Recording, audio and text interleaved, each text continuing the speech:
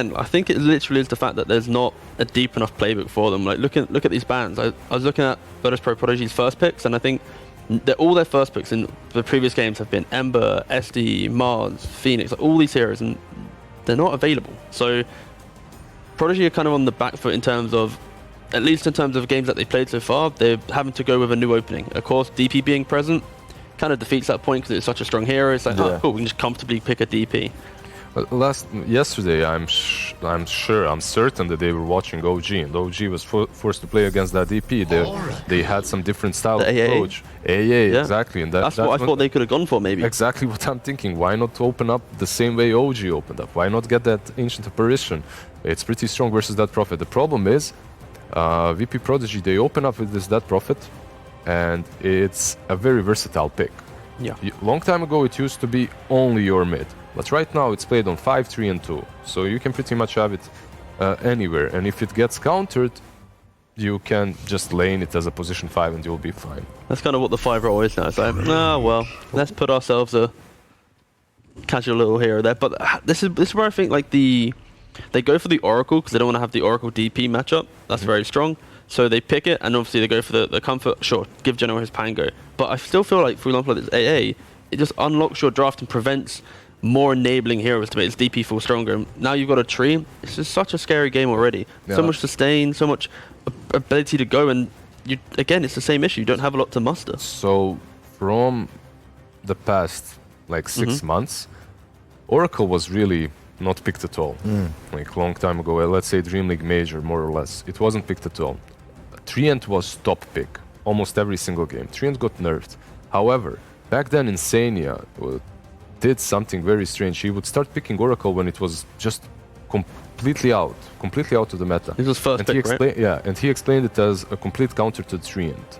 It's one of the heroes that does work very well in the laning stage because it would just destroy all of his spells, right? With your single purge, you just mess him up completely and you stop him.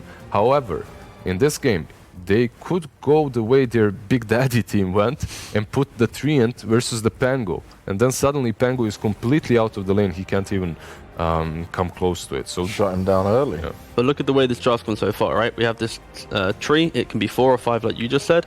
But also now look at this. You have one ban moving into the second phase. And you ban the Phoenix. You have to ban Phoenix. Because then they've got Tree Phoenix, and it kind of covers all your team fight. You can then pick all these more skirmishy fighting heroes, and now you've got the push from DP, the team fight from your support duo, and then the most aggressive 1-2 that you can pick from the remaining heroes. So despite FlyToMoon banning out a lot of key early picks there for VP.Prodigy, they're going to get away with still looking comfortable despite that. So far, yeah, I think it's just how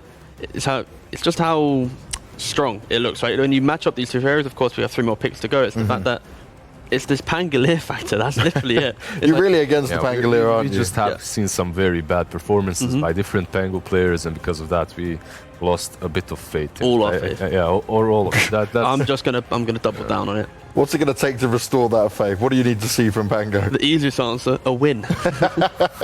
There's always some players that make it work. Yeah, like that's the thing. But that's the thing. You can't copy that, really, can you? It doesn't matter how good you are if your hero's not working in certain phases, then despite how good you can be, it's not always going to pay off. And I think the issue we have here, we're obviously not watching the highest caliber of, like they're trying to get to that high level of their region. So we can't just go, oh, it's X team, they're going to perform with it. It's like these guys, they're so reliant on having a good draft, but sometimes the execution isn't there. That's why it hurts a little bit more when you do see it. But again, you can see. Last game I said that Grimstroke and Pango are good laners, and also Rubik and Pango, because they kind of do the similar thing. That Pango game wasn't that great. Maybe with the Rubik they'll be able to at least play the lane a little bit better, because Troll wasn't really suffering at all in the last match. He was being poked here and there, dropped a little bit below 50%, but never really threatened in that laning stage. I'd like to see this tree at 5 though. I think this tree will absolutely demolish the Pangolier, like we already mentioned. And also you want a more active 4 that maybe can have rotation potential. When you think of tree, it's very much a static hero. It sits in the lane and it just annoys. The support doesn't really want to go pull because it just gets punched into the ground. And it's pretty solid. So put it on the 5, provide your safe lane, and then allow your 4 to make those free movements between offlane and mid. Maybe even setting themselves up for like a morphling game. I think obviously tree morphling is a disgusting combo, again because of the fact you have this heal on the tree, and it always sets up Wind your Ranger, Oh, more Ranger dude, service. I mean, all right. We got a That's- Windrunner, boys. That's out there. Yeah. Can we call Sir Action Slacks? Tweet at Sir Action Slacks. Windrunner has been picked. Hero is not that He's bad. wrong. Man. Come on. Is this the next sensible choice? I know because you mentioned about potential for the Phoenix to come in, but now that's been banned out. Is this the next step, or is this just something they're going to be No, moving no, up this towards? is a- like going into a different building. Yeah. Wow. Step. Okay. Just Yeah. I don't know. So we got another curveball just thrown at you. Complete. I think Windrunner's it's a okay hero if it has that game where it's like, okay, they don't have any magic damage, they're all physical, and you're able to play off the strengths of Windrunner, which You're is. already picking it into an Oracle. Like it already. But looks that's why I bad. see it like this is Yeah. a support pick right now. Yeah. I It's mean- not going to be core. It's going to be a support. Shackle is very strong. It's a 90 mana, I think, Shackle for 2-3 second stun rate. Windrun. Yeah. Windrun. It won't work. What do you mean?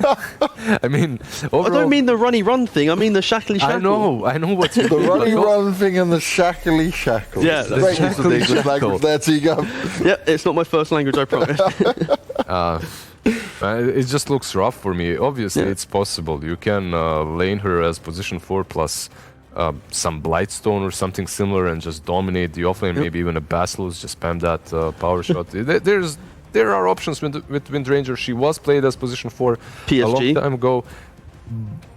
Yeah, but long time ago. So after the WeSave tournament, like during those online leagues, that's Yeah. when PSG, I think, were the first team to really bring out this hero in the position 4 role. And it did do a lot of work because you have that shackle, you have that ability to be annoying. It's the laning phase right click and the persistent threat that you can get the double shackles. That's literally would it. you Other than rather that- have? Would you rather have Yep. a Phoenix, something similar, that's currently in the meta and played a lot, or would you rather have Windranger? So It is a curveball, though. I'll give them these that. options, That's right? interesting. Yeah. I understand that this is much stronger, but I'm just trying to apply reasoning to the pick. Is it good?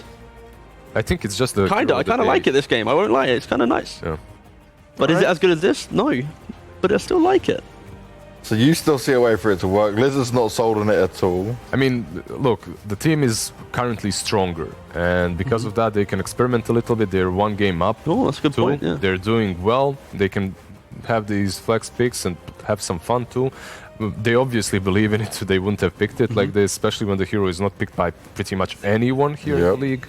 But my initial reaction is you don't want to be playing versus heroes that have any instant disable or purge. And on the side of FlyToMoon, they have both of those. You have the lift from the Rubik. Anything he steals from you is good for him. And then you're also playing into an Oracle with that massive burst damage. From that level 3, he's pretty much able to solo you in the laning stage. It's not a great lane to play. Yeah, you can outzone him. Yeah, you have better right click, but it just doesn't feel that great. So how confident are we feeling on what FlyToMoon have been able to give us so far then? A bit better than what we saw last time? Is there more of a chance in this one? They've solved the problem of making the Pangolier look good in their draft. They've got a Void now who can just start the fight with Chrono, and Pangolier can then cut through at the right time. He needs a blink though, something like that, Yeah, right? He needs they lack a lot of damage though. Right now, both heroes are pretty much item dependent. Void needs either Diffusal or Maelstrom to maybe have some damage in that Chrono. Oracle, Rubik, they pump out a little bit of damage, but it still falls off Rubik in this game. Maybe if he steals a couple spells from Windrunner or DP's in a good spot. Again, actually, it's a really good Rubik game just for the Timbersaw matchup. You're going to be able to steal Whirling Death, make that guy feel a little bit squishy. But I feel they're very much tied to the fact that they need items. They need to play off of a decent presence on the map, which they didn't really have in that first game. Would you make of that Reggie Lizard? OD here with that Void versus the Timber. That's so slow though. It is. It's a hero that he loves to play. It's full comfort zone, but it is very slow. And I'm just thinking about combinations with that Chrono, because right now they don't have any. They picked this Void with Rubik and Oracle and Pango.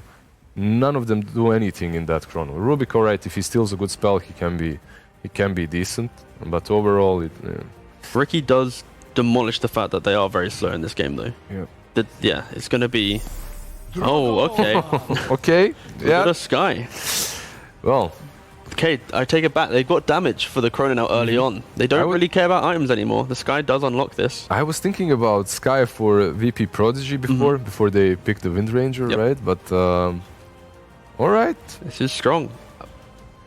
they're not going to allow them to play Dota. That's the plan. Just to get the Skyrat on that mid lane, which I suppose he is mid lane. Yeah, for sure it's a mid lane Sky. Unless it's some like absolute curveball where it's some mid Rubik for Sky, but it's most likely the. Well, actually, I don't know. It could easily be either of them. Both of them have the same impact, I think, in the lane. So you're much happier with FlyToMoon this time. You're hoping they've solved the Pango problem here, and we've ended strong with the damage they need. I'm much happier, I wouldn't say. But like from like a 10% to like they're now like a 30%, where it's like, okay, my fear is just that I think Prodigy is the better team. I think we've seen that. They think they have. If Timbersaw maybe gets a couple braces, early pipe, then he mitigates pretty much all the damage that he can pump out. All of FlyToMoon's early damage is going to be primarily magic damage because Void, he plays off his bash, and then only when he has items his physical comes in. Sky obviously magical damage. So I think this Timbersaw is going to be very strong. They just buy a couple hoods, they play off of that. Ricky doesn't get jumped first. Prodigy in a good spot.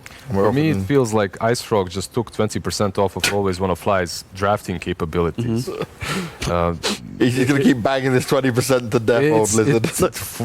The whole day. What's your thoughts maybe on Regen Rune? 1 in 5, it just kills you straight up. So the mid lane walks to the rune. No, it just degenerates your HP instead. But you can't stop it, you have to take damage. You're like, please, hit me, hit me. Healed by All right, you madmen. Time to make your choices. So smart. Where are we going with this? Okay, FlyToMoon, they definitely have their chances here. I like their win condition as well. I think it's better than the first game. At the same time, Ricky is playing versus Rubik, versus Oracle, versus Skyrat. Once he gets that Manta or BKB, it feels like a completely free. Right, T-Gov, I just want a name from you, that's it.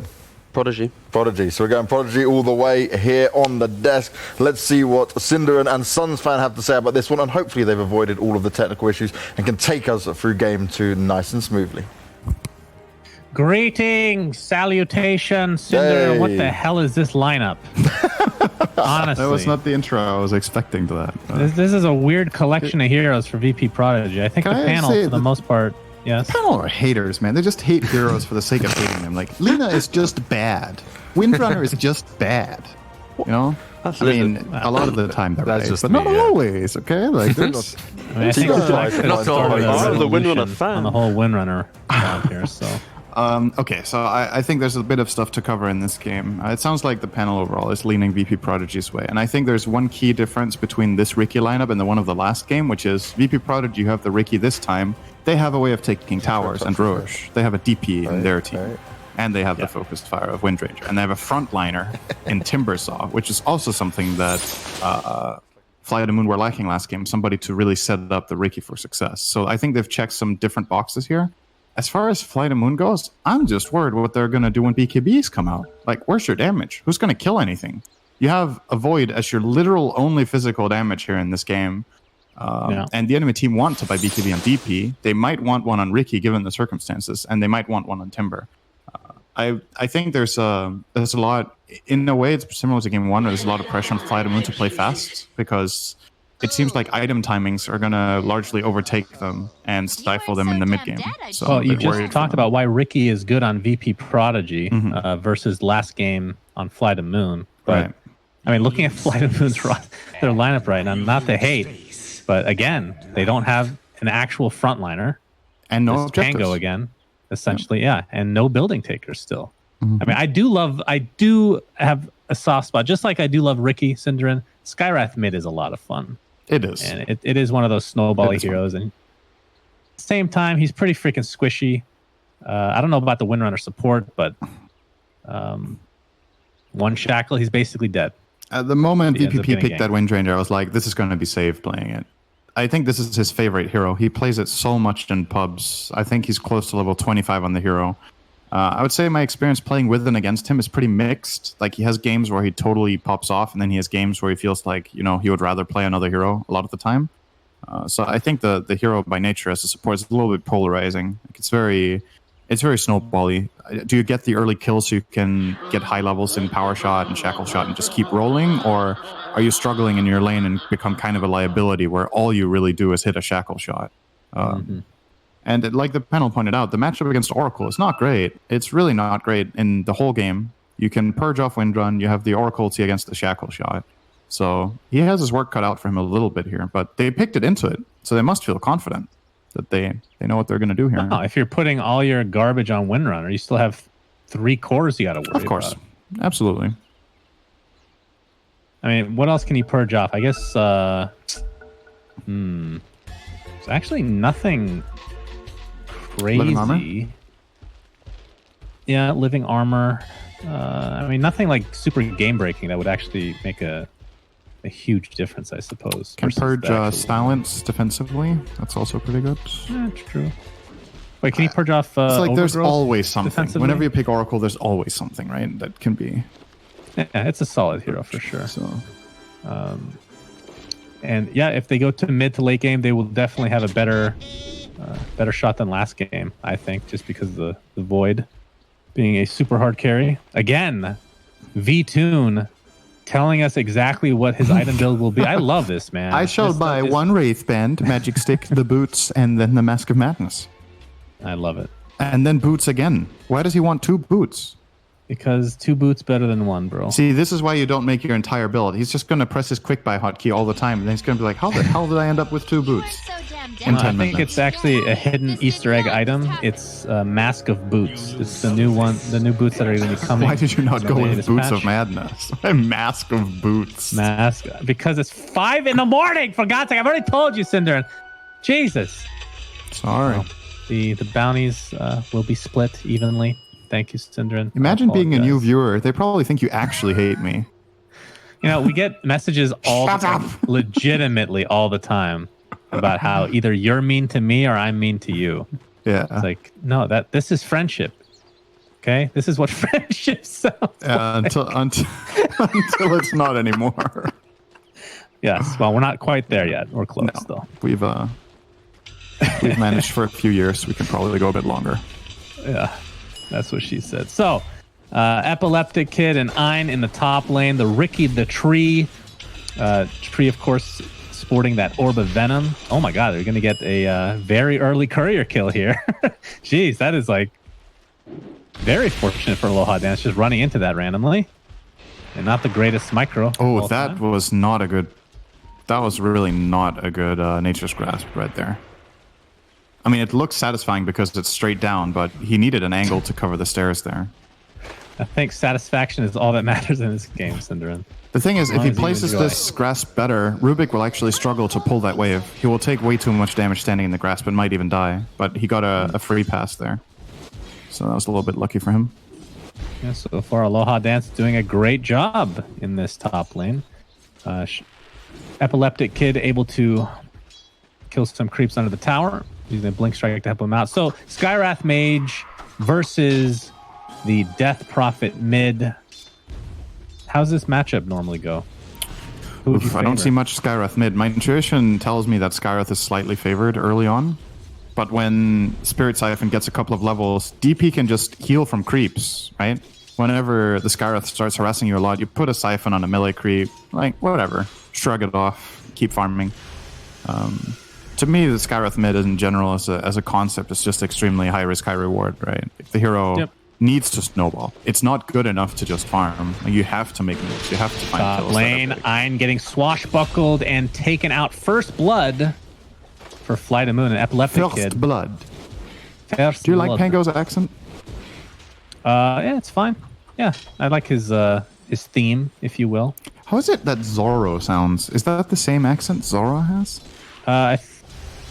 It's been so long since Pango I Spanish? saw Is that what it is? Like Three Musketeers? that. Pango's is Spanish French, as well? right? Yeah, that's what I'm saying. So You it's said not quite Spanish. the same. No, I said Three Musketeers and the other one are But you said Spanish. I believe. Yeah, Zoro is Spanish, isn't he? God, I hate you. I actually hate you so much. No idea. It might be. You don't watch movies. Why are we having this conversation? Aloha Dance getting chased by Ein. I'm not sure if he's going to be able to act. I guess so. He's good to go. Man, what an annoying Rubik so far this game. Doing a great job. but General, Yep. he's gonna take the next wave. It looks like they're being the biggest pains in the ass ever right now. This is usually not the way you play against Ricky, because Ricky generally isn't like so powerful in lane that you have to dodge it, but the treant is just being an issue. So they're gonna just avoid facing the treant at all as a lane. Just keep cutting and pulling. And it's working out pretty well. They're getting really good farm on the Pango, 17 CS right now. A couple of those are small neutrals, so still slightly behind the Ricky, I would imagine. No, actually, he's top net worth. He got the first blood. I forgot that. Save will get dropped, but it was a trade for the Oracle. So support for support. You think Timbersaw is going to be fine in this lane overall? It feels like he's going to be a tough one to kill. He will be almost impossible to kill already. Oracle has some decent magic nukes, but Void's damage is negligible against this hero. He kind of needs to bash to get that magic damage in.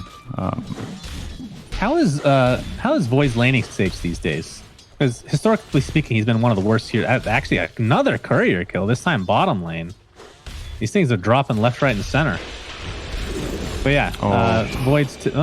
always one flag going to take a power shot to the face. But how's Faceless Void these days in lane? I mean, his bash has been buffed over the years.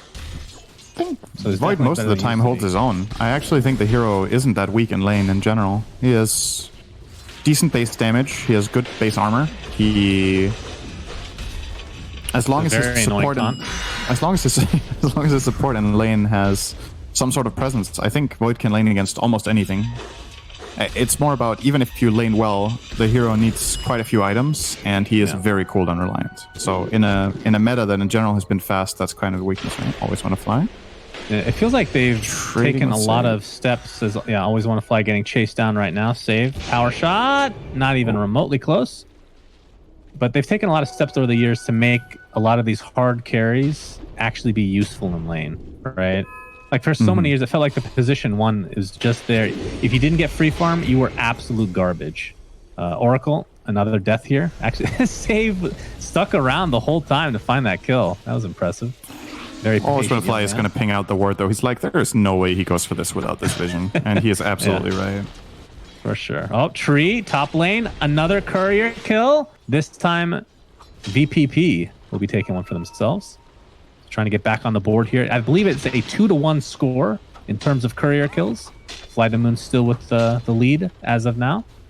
Keep track of that throughout the game, by the way. Very important. Oh, not the rune FN was hoping for. Oh, he's actually so angry he's just going to destroy it. Instead of walking another 100 range to pick up that illusion, he's like, fuck this. I never get lucky with runes. You gotta love it. Oh, Save is actually in the mid lane here, looking what for is that? Oh, is that a bait with the courier? Oh, I love it. Courier. Oh, that's so sexy. Yeah, that shackle shot will connect. Beautifully execute if they can get this kill. Pops the exorcism. Iceberg is still alive, and the TP support is here. He finally does go down. See if they can find another kill here. Aloha Dance TP's into his death, essentially. Shackle Shot does not connect onto General, though the Exorcism is still going. They're going to get 3 kills, all of which are on FN, who has now won this lane convincingly. They deserved that after that courier bait. That was my favorite play of the series so far. Of all things, the thing I love the most is a little donkey running down the mid lane. But that was really, really nicely done. And yeah, these rotations from FlyToMoon, you're not killing the DP there. They weren't even close, actually. So you gotta cut your losses. You could have lost your Skywrath and been like, okay, you know. Easy to say in hindsight, though. But yeah, big for FN here. I mean, when you have a 2-1 courier kill lead, Cinder, and you want to extend that as much as you can. But the donkey was his death, as it... I mean, triple kill for freaking from DP. Thank you. I am the donkey was his death. Aloha Dance might be in some trouble in the top lane. Shackle Shot will not connect, but luckily he is surrounded by enemy heroes who are able to right-click him down very quickly. So yeah, Iceberg, in terms of CS, 31-14 versus the 35-11. So neither mid lane is really getting that many last hits. But then if you go to the net worth, DP is on top. Skywrath kind of in the middle. Yeah. 3 kills will do that to you. Yep. Helps a lot. And, that's probably a dead Wind Ranger here. Yep. I'm going to change that to a definitely. Was popped here. Able to do a very nice job of bouncing left, right, and center. And Iceberg able to get 1 kill for himself. Of course, he would rather get one on FN, who just killed more than half of his team in that mid lane. But it's not to be as of yet. You need to, activate Flare, Skywrath as much as possible. I don't know if he's going to skill it now. I think he's going to skill Arcane Bolt again. Yeah, he will. Thompson's default build on mid Skywrath, I think, is 4-4-1, and then sometimes he deviates and gets Mystic Flare. The thing is, especially with a low-level concussive shot, you don't really set up your own Flare very well, and his team's stuns are not that reliable except Chrono. He might get to level 8 just to play with Chrono, but outside of that, a lot of the time, just maxing the other spells and playing high harass style has a lot of value. So we'll see what he chooses to do. Rubik Telekinesis not good enough for him, Cinderin. It's only a 1-second stun. Yeah. Kind of unfortunate. I mean, if you look at their lineup, before this last pick, and the panel kind of brought this up, they had absolutely nothing to go with the Chronosphere. I mean, Pango with a Void on your team is a lot of times just very annoying to deal with, because then you're like, where do I roll when you Chrono first? Like, you're actually just wasting it. I feel the same way to an extent. Like, I've seen some of the some strategies over the years with Void where you pick a secondary teamfight presence that kind of wants to do the same thing, and some of them work really well and some don't. I think my favorite one with the Void is probably something like Sand King offlane, where you can set each other up, right? You can get a really good Burrow Strike, and then you can Chrono on that, or if the Void finds the opening, then you can Epi and follow up with that. But for Pango, it's just awkward a lot of the time. I had the same gripe with some strategies that played Void plus Storm Spirit together, where it's like, yeah, you get this great Chrono, but Storm can't get in there and deal all his damage, because a lot of it is Remnant, and he can't use that in there. Whereas the counter-argument is, well, if Void is keeping 2 heroes in place, Storm gets free reign of jumping the backline.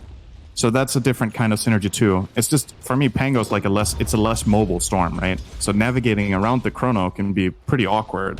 So I'm definitely. I mean, a lot of times you're already. Oh, he's even dead now too. Thunder. Oh no. Yeah, he's silenced up. What was that accent? Very interesting. Oh, okay, he's not away dead. To safety. They messed up. That is a Pango main right here, as what we call it. Timbersaw. Looks like he died, surprisingly, in the bot lane. Chronosphere was used. Looks like he died. Does indeed look like it. He is dead. But that is the first Chronosphere. Yep.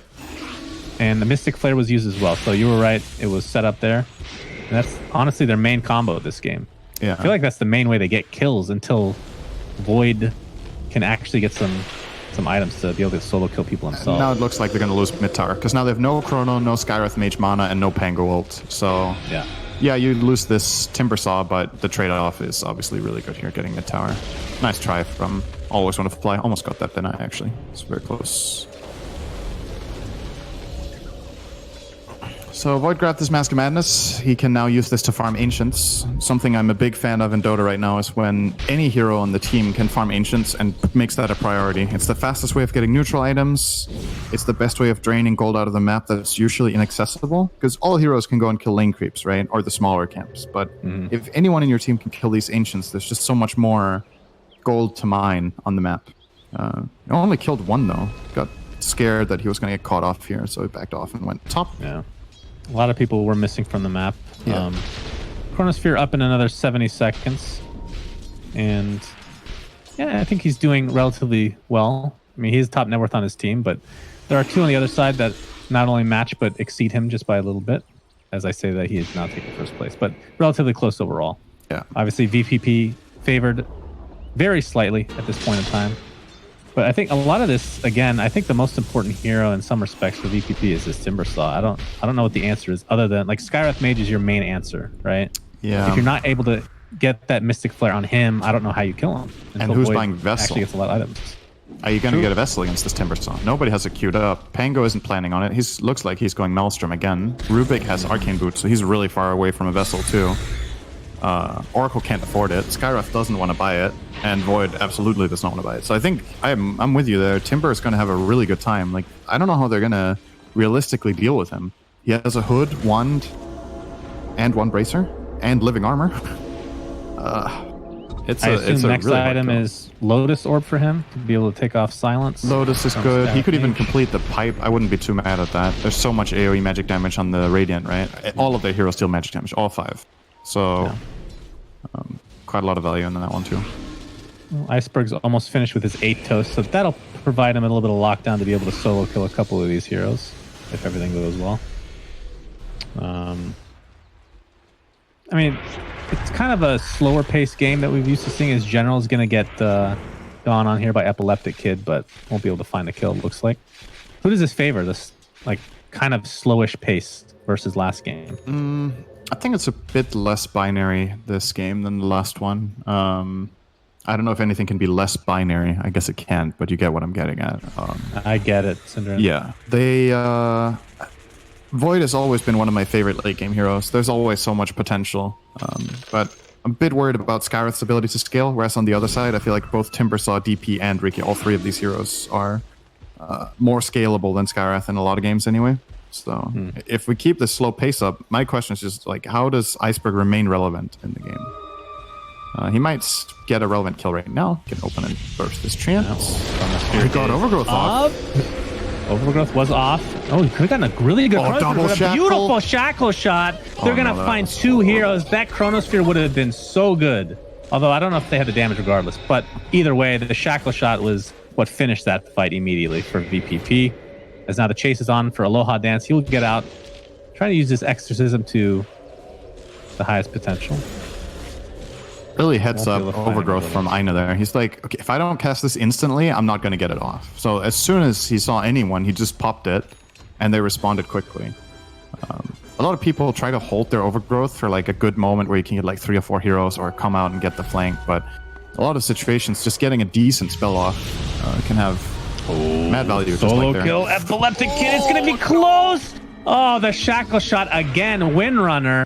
Slacks is just rolling over in his bed right now, in his filthy, disgusting bed that he probably hasn't washed the sheets of in months. Because That's Wind Ranger, very detailed. MVP. Insult. I can dig that. Well, I know him very well, so I can picture it in my mind. I mean, I'm not saying you're wrong. You're just an asshole. That's another story. But that's 2 huge shackle shots here. Not only saving the Ricky, but getting the kill on the mid Skyrath as well. Good stuff from Save. Well, always want to fly. tune again. Yeah, he still has Chronosphere, so they do want to set this up, and Skyrath is already back. And they got off a nice time dilation, which is another reason to get the Atos, or the Lotus, I should say. Shackle again, my goodness. On top of the smoke, but there is the ult from Oracle, keeping the Void alive, and Ricky's going to be the first death. Now Windrunner is next. Timbersaw getting bashed to a high extent.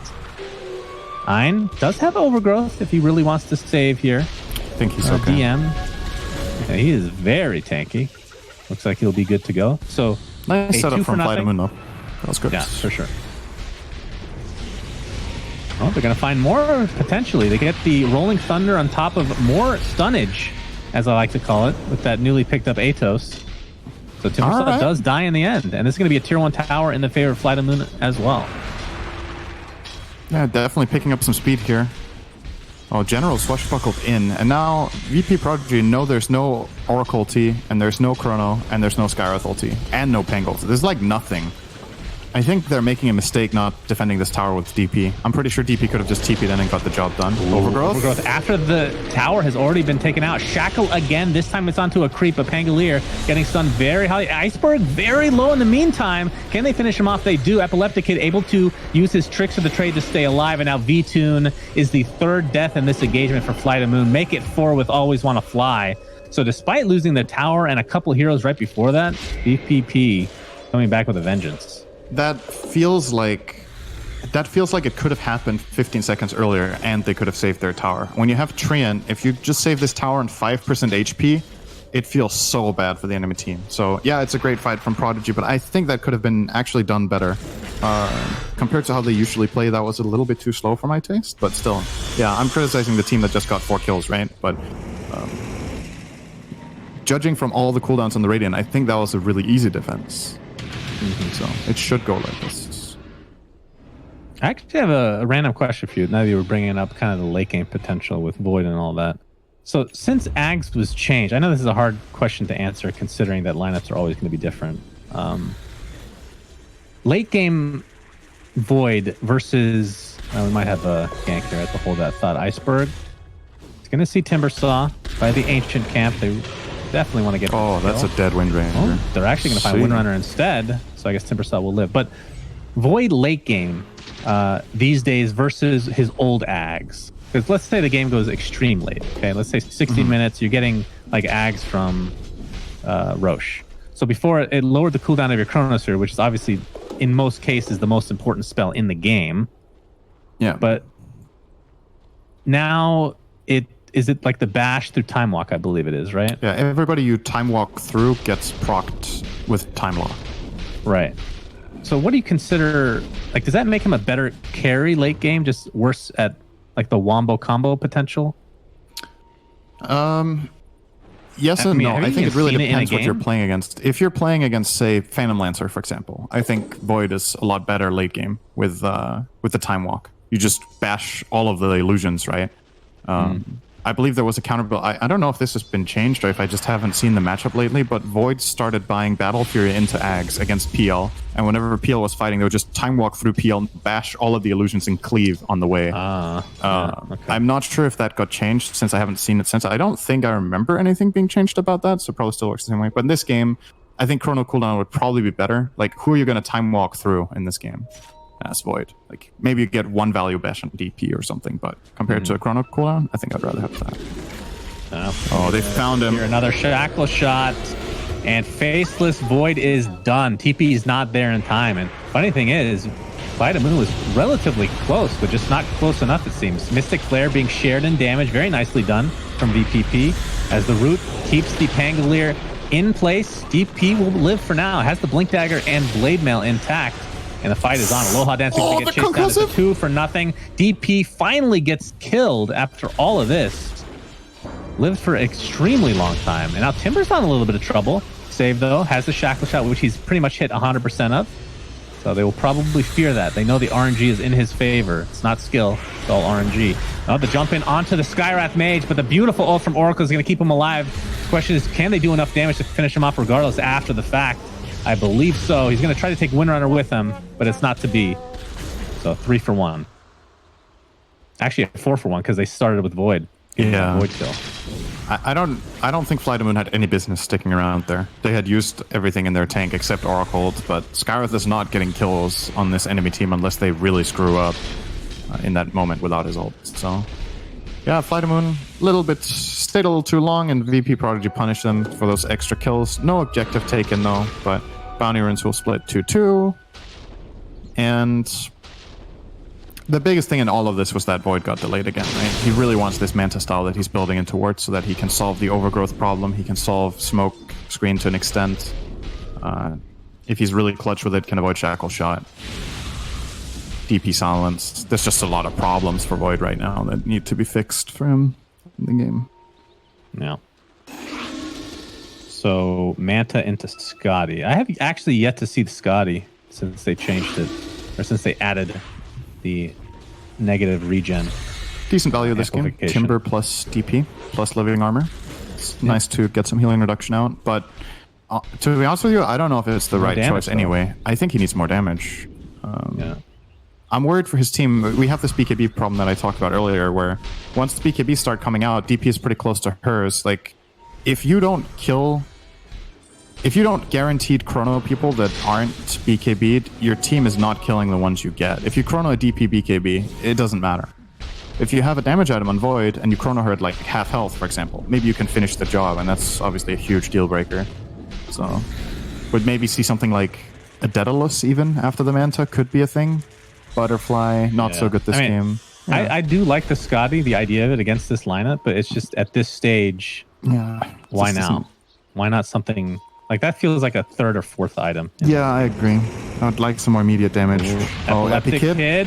He's getting stunned here. Oh, that was a fast roll. What the hell was that? Was that a Force Staff or something? Oh, he has Force Staff. I didn't even know that worked like that. That's cool. Wow. The Rolling Thunder Force Staff. You can tell I never buy support items on my Pango. Save. He is surrounded. And I think he juked the dead. maximum amount of time possible there. They covered every other angle first. But no TP scroll. So it doesn't get out. Nice pick. Second death on Ricky. Delaying his Manta. He needs it for similar reasons. He's getting screwed over quite a lot by Skyrath's Atos plus Silence combo. Oracle Root is an issue. Even time dilation can be problematic for Ricky.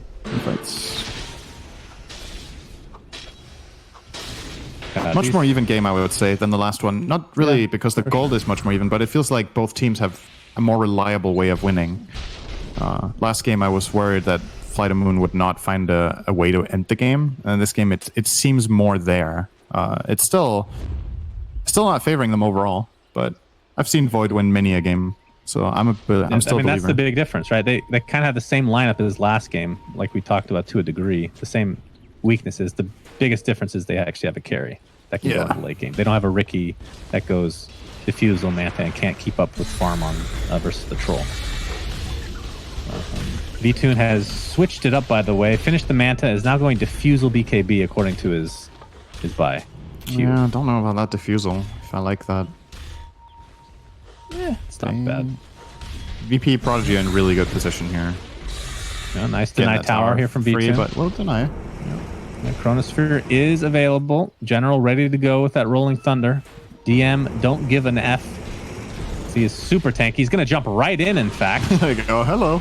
I mean, he did that last game on the Mars. Chronosphere onto one. Ricky is dead to the Mystic Flare. A good combo. Question is, can VPP survive this any longer? Aloha Dance is ulted by the False Promise Oracle. That is on a support. We'll see if VPP can take advantage of this and go for a core hero or not. But DM not able to find anybody, and it looks like the rest of VPP are kind of wanting to run away here. They're going to get a bounty in the midst of all this. And the DP ult is essentially wasted. They really haven't done much damage at all. There's a silence on top of Timbersaw, taking amplified damage as well. Gets glimmered, but the dust is there to help finish him off. That's enough damage. More than enough, in fact. So a 2 for nothing as FN is now on the run. Oh, nice. Blade Mail activated, but again, the great aggression from FlyToMoon. Treant Protector will attempt to get out of dodge, but that's not going to be enough. So a 4 for nothing, kind of a scattered fight. It was like 2 mini fights with a little break in between. Kind of odd. They're just waiting for that DP ult, I suppose. Yeah, exactly. I thought when they got the opening on Ricky that they were going to commit harder with the Pango roll, but he saved it for like 30 seconds. They were like, okay, let's disengage from the DP ult. We're not worried about them chasing because there's no Ricky. And once it's about to expire, we're going to re-engage them. And yeah, it worked out wonderfully for them there. It's honestly really important for Prodigy that Epikid doesn't get caught first. And it's happened 2 or 3 times in a row now that this Ricky just dies off. He really needs to be able to fight here. Anyone else really can get caught than him. I think he's the worst possible hero for them to get caught. If it's Timber, it takes a long time to kill him. If it's DP, she has a good chance of staying alive with the counterplay. If it's Windranger, support who can probably buy back. Treant, similar logic. I'm a little surprised that they've been getting aggressive knowing that he's not that far away from finishing Manta. I mean, that saves his life at least on a couple of those occasions. But the surprising thing for me is that Pango is second in farm in the entire game right now. So having a much better game than last time around, which wasn't even that bad. He's going to Rolling Thunder just for the kicks. Tries to find Ricky. Didn't manage. Oh, they actually do run into him, but they don't see him because the sentry is there for the opposite team. Always want to fly. Getting quite low. Silence and a lot of damage being applied to Epileptic Kid. Still does not have that Manta, about 500 away. But the tier 2 tower will help. And I do believe that they will wait for this ultimate orb now. Kind of surprised that they haven't done this earlier, but regardless. Yeah, back to General though. He's very farmed. He's very close to Aghanim Scepter now as well.